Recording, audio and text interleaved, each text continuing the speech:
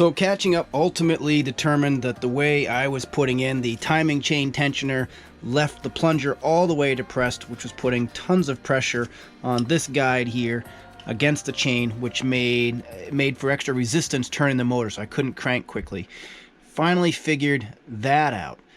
Moving from there, I got it up to 75 PSI, which just isn't great. So I have the head over here, the cylinder head, and ultimately going to do a valve job. So off camera I did take one valve off. Here's the exhaust valve, and if we take a look at this, see it's pretty messy. It's not pitted, but there is absolutely a lip right at the edge there, and just the amount of carbon buildup on this, all kinds of carbon buildup. Looking down in the port, lots of carbon buildup in there too, so I'm going to see if I can find a way to clean that up. So to get the valve out and the springs, I did use a valve removal tool. Pretty easy. The challenge on these Yamaha heads is you can't take the top half off to take the camshaft out and get the rockers out. So, few ways of doing this. Here is the rocker arm that was initially in the way when I was trying to get the head bolt down in. So I've been able to slide this rocker arm up and out of the way enough so that the rocker itself can be slipped out of the head, which allows me to get the tool down in there and remove the valve. So now I need to do the same thing on the other side. Now, a few ways of doing this that I've discovered so far. On this side, an M6 bolt, I would take this M6 bolt with a couple of washers. This is a piece of scrap metal left over from the trailer rebuild that I was doing, and I would set this over, put the bolt down in, tighten it, and as I would tighten the bolt, it would pull that rocker arm up, and you can only go not even a centimeter down into that rocker bolt there, and then you got to pull it out, add more washers, reset, do it again, and just keep bumping it out to the tune of 3 or 4 washers each time. That has worked well for this one. The other way my understanding is this can be done is with an M10 bolt with a 1.5 thread pitch. Same thing, put my plate over the top of it, thread the bolt down in, perhaps use a socket or something so I get a little extra reach. Remove these 2 bolts and I should be able to pull the whole cam out. Ultimately, that may have been the easier route because I'd pull one thing and leave the rockers in and be able to get the rocker arms out of the way. I don't have an M10 bolt. So tonight I'm going to try and do the other side. Bend down the 2 locking tabs here, take these bolts out, get underneath here, and with luck, underneath there I'll be able to do the same thing to move the rocker arm, and then remove this valve and look to see what that looks like and clean it up. Before I removed this valve, I did get the head sitting up nice and level up here, and just squirted a bit of a bowl of PB Blaster in here with the plug-in to plug it to see if anything would seep around the 2 valves and look for the wetness coming out the exhaust of the intake, and it did. The PB Blaster really just went right down around these, so no doubt I have a leak. And when I look at this, I mean, this is absolutely going to need to be cleaned up and lapped. So I'm going to work on that this evening, see if I can get this head cleaned up, get these valves cleaned up, relapped. With any luck, get this starting to be put back together so we can get this head back on. And I'm hoping that I'll take my PSI from 75 up to a more respectable range. So for now, I'm going to put the camera down and just kind of get to work here and just kind of pause and talk my way through whatever challenges I have. Because I have to say, this has been a learning experience, because if it's not already obvious, I'm definitely learning as I go here. So the other valve is out. I meant to record it, but inadvertently didn't. So walking through it, removed the retaining ring here, had to bend the tabs off on the side. That's this retaining ring that was sitting down in there. Two 10mm bolts. Once I got that off, I had access to the rocker arm on this side here, which came up pretty easy. I put a 6mm bolt down in here with a washer on it, and essentially once I had a washer on it, dropping stuff, with a washer on it, I basically just went and lifted that rocker arm right up and out. That was much easier than this one, where I had to keep slowly working it out, adding washers behind it. So this one took me 30 minutes, this one took me 5 minutes. So this one was nice and oiled up, came right out. Set that off to the side. Then using my valve removal tool, I just set this right in, clamped it down, removed the keepers.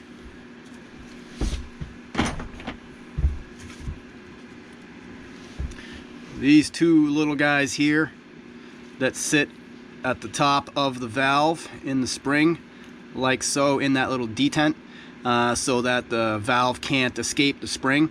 So once you compress it with the valve tool, pull these out with a little magnetic screwdriver, and then you can release the pressure on your valve removal tool, and the valve will slide right out.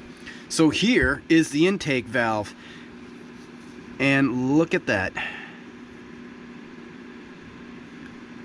Not pitted, but absolutely worn. All kinds of crusty crud built up all across here. Here's my other valve, and actually I take that back, I showed you backward. That was the exhaust valve. This is the intake valve. It's a bit bigger. It's much cleaner than the exhaust valve. Doesn't have the same amount of carbon buildup. Definitely still needs to be clean. So I'm going to set about cleaning this up, doing a lap and getting some valve grinding compound. Clean this up and see if I can get a better job seating these in. Last time I cranked the motor, I had 75 psi, up from 48 psi, so still bad even after replacing the piston and rings. We did a leak down test, which I could just hear it flooding out of the intake valve, so that would point to this one not seating as my biggest leak, but we're doing both of these. And then we've got to clean up down in these ports a little bit. In particular, this exhaust one is really grody, even just coming out of my fingers here. Yucky. So I'm going to start cleaning this up.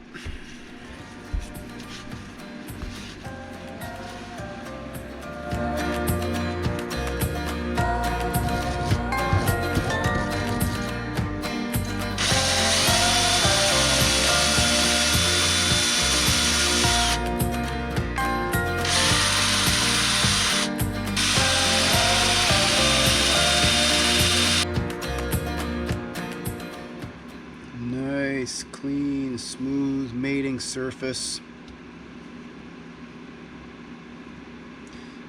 Gotta keep cleaning up in here. After hitting with that wire brush, I can inspect this a little better now. It's just, you can feel the ridges on this. And this valve is off just at all, catching one of those ridges. Can't imagine it can sit down in there well. The intake valve, I mean, it's good and worn. Ridges.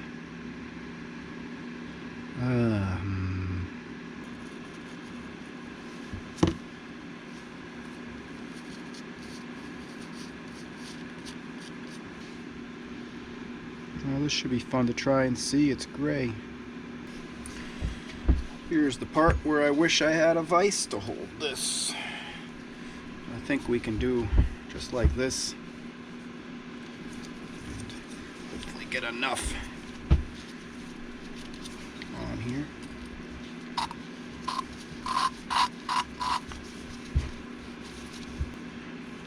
Can't get good suction on something this messy.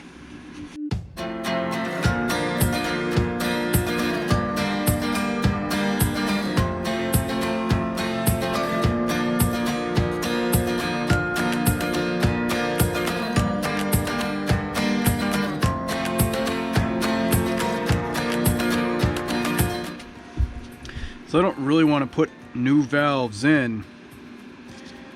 When I look at the top of this one, there's all this crazy pitting. I'm going to work with this just a little bit here, but this may need to be another valve. This one might not be salvageable. I can't get a grip on it to spin it, for one thing. I feel like that should be a solvable scenario.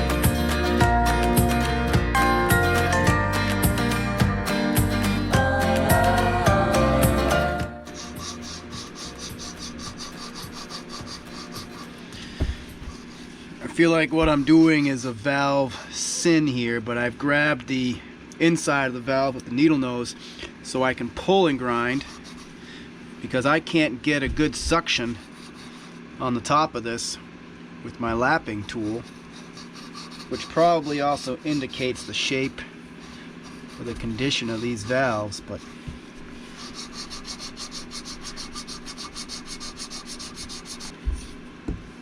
start seeing how this is looking as we're cleaning up here.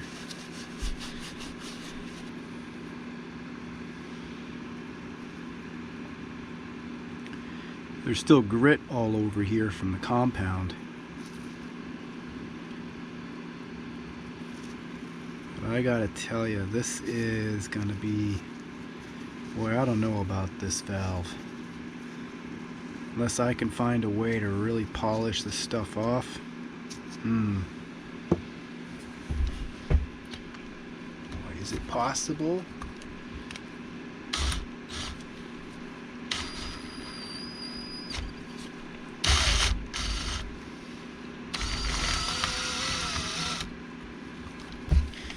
I'll admit this is a bit crazy.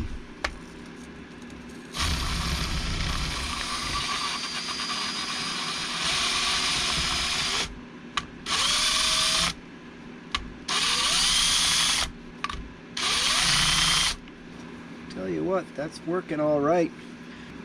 A little pressure with the drill and my finger kind of guiding it.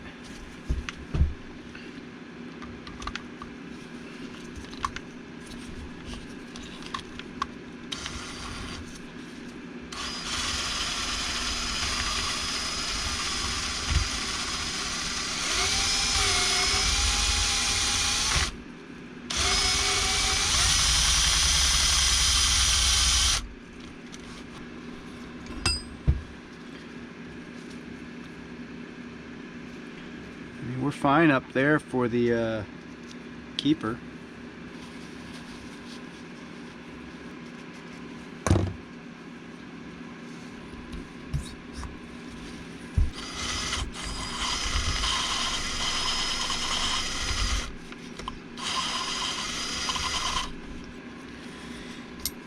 So regarding lapping, grabbing the end here from the other side with my drill and spinning and just using my finger to kind of guide the pressure on and off, probably my best idea this evening. But I am still struggling with trying to make a determination as to whether these valves are salvageable. The seats look much cleaner, much nicer. Particularly the intake. The exhaust, this one, still a whole lot of grody down in there. I'm gonna have to get my hands on some kind of brush or a different tool to reach in and clean that up. Alright, you know, for now I'm gonna park it. So I'm gonna take a break. I'm gonna mull over if I want to use these valves or spend the money and get a new valve kit, which would come with new springs, new rocker arms, everything. Things don't look worn with the exception of those valves. But for now I'm going to call it a night, clean this up a little bit, and mull some things over, and then we'll keep on putting things back together.